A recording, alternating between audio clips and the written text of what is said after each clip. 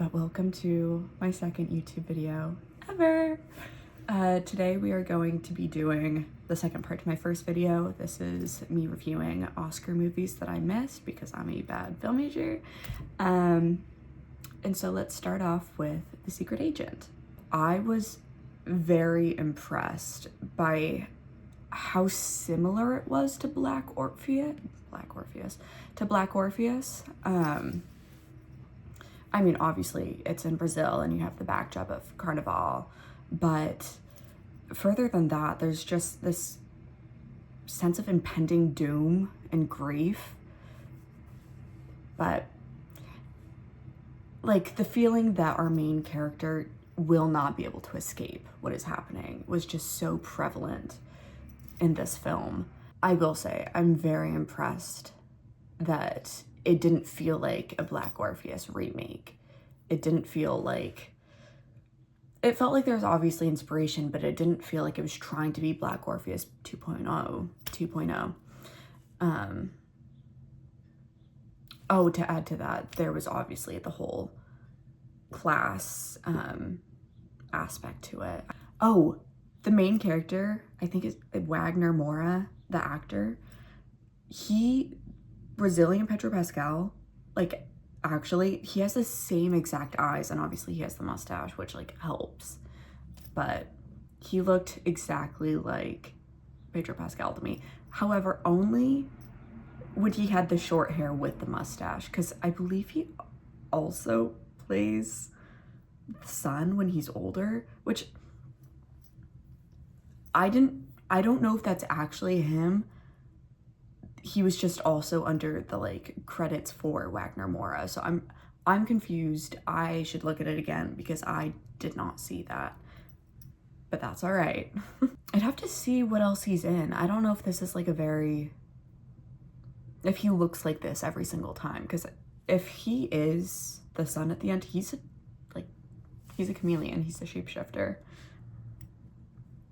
Okay, I'm gonna take this back to Train Dreams for a second, because this reminded me a lot of Train Dreams in the sense that it's like saturation. Finally, I love to see a movie with saturation.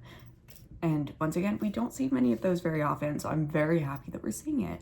I think we are on the rise for saturation. I think people are starting to realize that, you know, nobody wants to sit and watch a disgusting looking movie with no color, but hopefully, fingers crossed. And the use of zooms. Okay, I had somewhat split feelings on the use of zooms in Train Dreams because, just a refresher, I didn't like how distracting it was, but I liked that I was able to be distracted in the sense that it wasn't like such a mainstream movie, if that makes sense. I liked that they made the choice and they stuck with it and they were able to make the choice. Now for this one, I liked this unanimously. I thought they were done very tastefully. They were not distracting at all. In fact, I only think I paid so much attention to it because of Train Dreams, but that's all right. I will say the one thing that got me was there was this one transition of scene. It was like a moments later scene, and I don't like the way that the screen wiped over. That wasn't my thing. But I only caught it happening once. I may just have been not paying attention. But I will say, speaking of not paying attention, I feel bad for this movie because I'm watching it in the middle of my finals week. And so I watched it once. I didn't know that it was set in Brazil. I didn't know that it was in Portuguese. I think part of me kind of mixed it up with the, what is his name? But there was another secret agent spy movie that came out recently, and I think I was kind of mixing it up with that.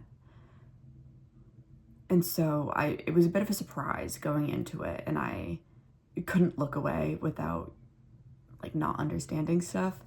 So I kind of watched this like an hour through the first time, and I couldn't pay attention. Unfortunately, I had too much on my mind, but I then rewatched it and I actually paid attention and I had a great time. Speaking of, I was very impressed by this as a spy movie, because whenever I go into a spy movie, I kind of think like at least somewhat kitschy. Like, I'm expecting influences from James Bond. I'm expecting, I guess, that spy movie that I thought it was. Like, I was impressed by how laid back it was. I thought that was a very interesting take on a spy film, and I liked it actively. I did like it. I love when a movie has either aspects of the film industry in it or movie theaters. I used to work at a movie theater. I love going to see movies in the theater. I don't get to do that much anymore though, that I don't get free tickets. But I loved watching that happen. And there's a lot of,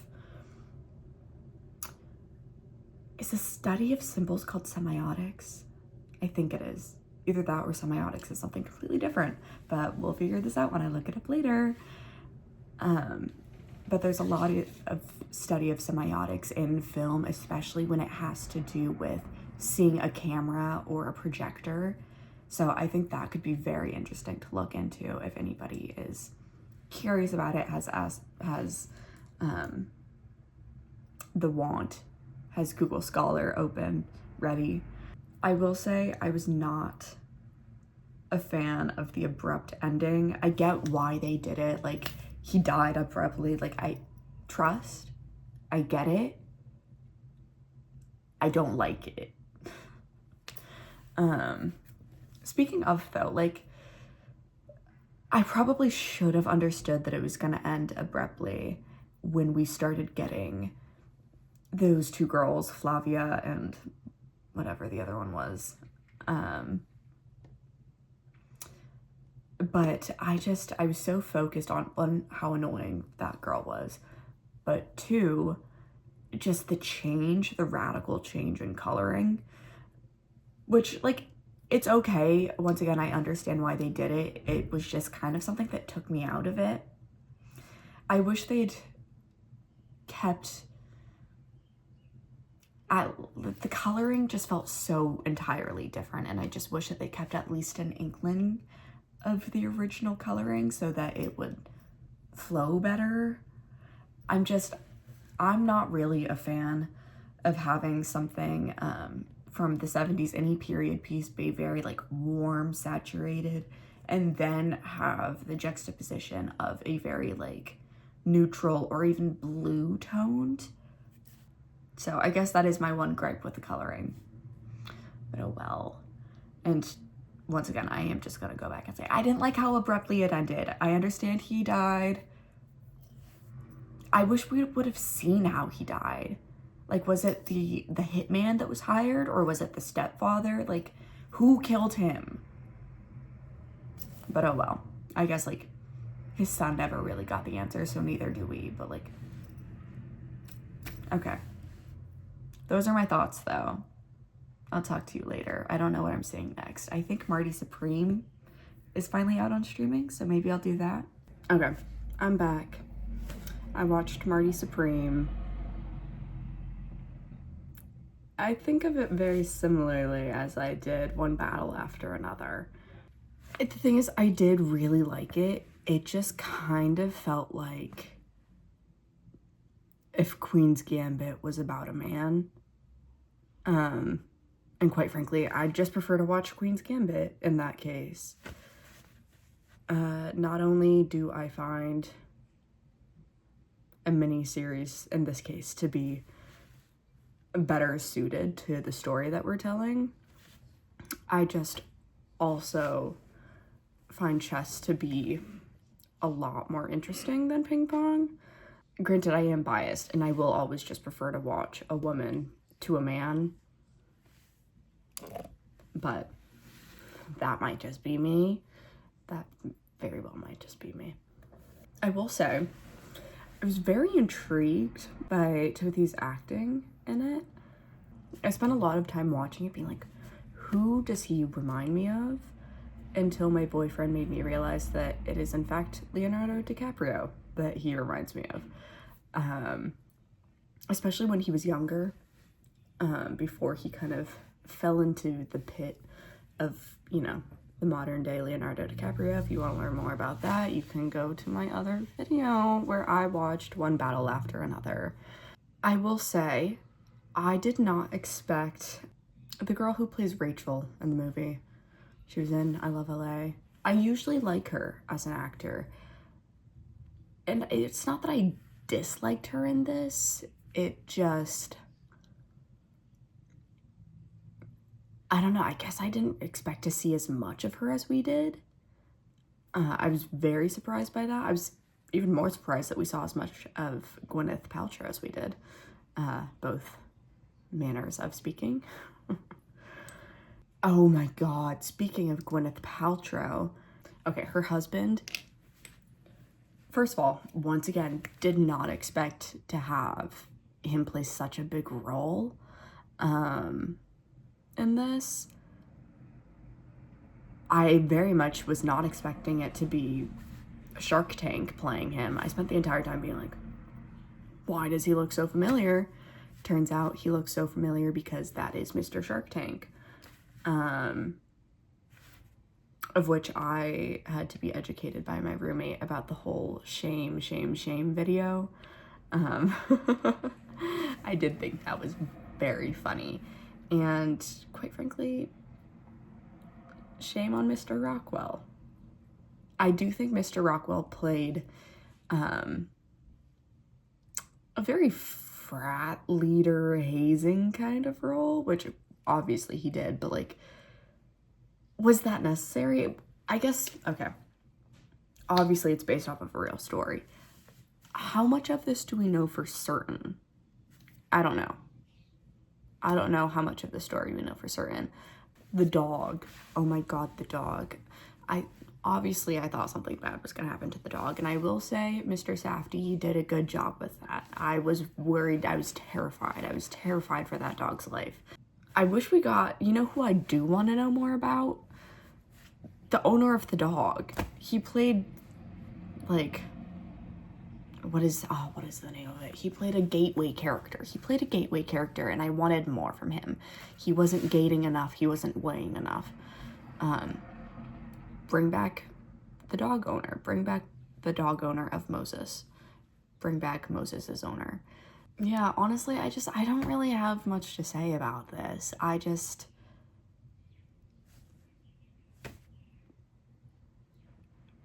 think The Queen's Gambit is a better and more compelling story of essentially the same thing. And also Whiplash. Yeah. Where were the orange balls?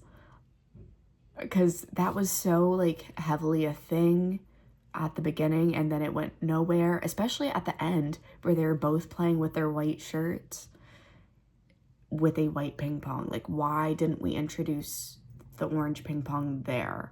Why was it orange? Why, like, where did that go?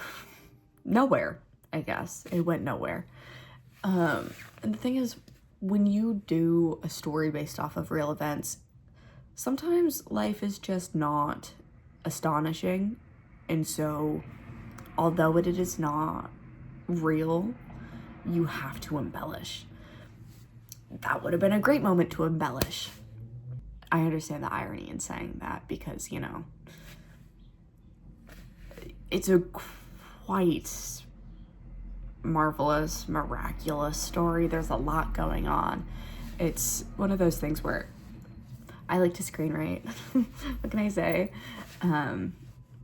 But using that part of my brain, I can see like all of the words that are being written down, and I'm like, is this real? Because God, there is so much happening, and it's so great from a screenwriting perspective. Like, I can see that page and it is busy, but where were the orange bing bongs? I don't know. Yeah, that's all I have to say, I guess. Might come back with more, might not. Okay, actually, sorry if there's any lighting change. I actually did come back like an hour or two later to say, what was the whole vampire thing? Like, I get it, but I don't get it. I am an advocator for watching a movie all the way through. I don't like pausing a movie, but I had to. So after pausing it, I came back to that scene and I was like, this just feels like a whole change of genre. So like, no matter what the intention of that line was, at least to me, I felt as though it just was out of place and should have been changed. But I don't know. I think that's all I have to say about Marty Supreme. All right, I just finished watching If I Had Legs, I Would Kick You last night. I'm gonna start by saying overall, I think it's a really great film. I had a great time watching it. I was drawn into every shot. The cinematography was amazing. The coloring, also amazing. A theme for this year's Oscar noms. There were some things that left me wanting, but let's start with the cinematography because I think that is by far what makes this movie an Oscar-nominated movie. And just the way that the camera was used was... I loved how claustrophobic the shots were. It really spoke to how she was feeling, and it left me with the same feeling as when I watch a horror movie, because obviously that is a technique that is used in horror movies very often. But it kind of speaks to how she's living in a movie. She's living a life that is a horror movie for her. And I thought that was very interesting. I will say, now that that's out of the way, and I will say acting, amazing, but now that we've gotten that out of the way, there were some things that, plot-wise mostly, that just left me wanting. After Marty Supreme, I didn't want to watch another movie with a TV host playing a oddly important role in the film. Sorry, Conan O'Brien. I did think he was good, and I thought he was good, but like, I was like, is that Conan O'Brien? And it was Conan O'Brien, and I was just like, no. Shark Tank 2.0. Obviously, I had a much better time with Conan O'Brien, though, than, I can't think of his name, Mr. Shark Tank. But on the topic of Conan O'Brien, I kind of wanted more of his character. I felt like there was a lot going on there. And don't get me wrong, I like that we felt as though there was a relationship between him as a therapist and Linda. I just wanted it to be explored more. You know? Both within him being her therapist and like, my first thought when realizing that she was also a therapist working in the same building was like, surely you can't do that, right? Like, I have family members who are doctors and like, they can't operate or even work on stuff related to their family. So I just feel like there's got to be some... There should have been somebody there being like, no, we can't do this, you know? On that topic, obviously, I wanted to see more of Linda as a therapist with her different... I wanted to see more of her relationship, and I know that we did see some of it. I just wanted it to be more in depth, in all honesty. And I wish we got to see more of her with Caroline, but we'll get back to that because quickly I would just want to say I also wish that we saw more of her and, what was her name, Dr. Springer. Once again, it just felt like there was so much relationship there that was clearly built off screen. It's implied to have already existed, and I just wish that we saw more of it. I think that is my biggest complaint about the film, is that it felt too short and that it ended too abruptly. But going back to Caroline, because that is my biggest complaint, I think, is just that I wish that we saw more of that. I don't know. I felt it was very obvious that Caroline was meant to be a plot tool to show Linda about herself, but I wish that she had a bigger role in the plot. I feel as though her patient going missing under very similar emotional circumstances to her own is a lot bigger, and it should have been a lot bigger of a plot in order to understand Linda as a person. And I just wish that that had been bigger rather than, sorry, A$AP Rocky. I liked him in it. I just wish that Caroline had been a bigger plot device. I did like his role in it. I did think it was very interesting, but yeah, my point still stands. And then I also wanted to highlight just how similar I thought this was to Die My Love, which came out last year, I think, if I remember correctly. But using the like visuals of the fire from Die My Love that she engulfs herself in, and then the water from this that she engulfs herself in, I thought that was very interesting and a very interesting parallel, but also opposite. And I'm kind of curious what that says, which, okay, what I have right now is, well, another thing that I wish that we had saw is some big cathartic explosion. And I don't feel like we really achieved that. I felt like the parking lot man would have been a great place for that to happen. Not that, you know, he really deserves it, but I just feel like that was just the one thing that was really throwing her over the edge. And it should have been there. And we got, like, kind of. I just didn't feel like it was big enough. But yeah. But also with the Die My Love, like, okay, the visuals, but then also they each have some form of postpartum depression, some issue with themselves being a mother. They both have an absent father in the mix. And they both kind of left me being like, I know that there should be some bigger message that's happening here other than, you know, a mother dealing with the fact that she feels depressed to being a mother and she feels as though she has no support from her husband.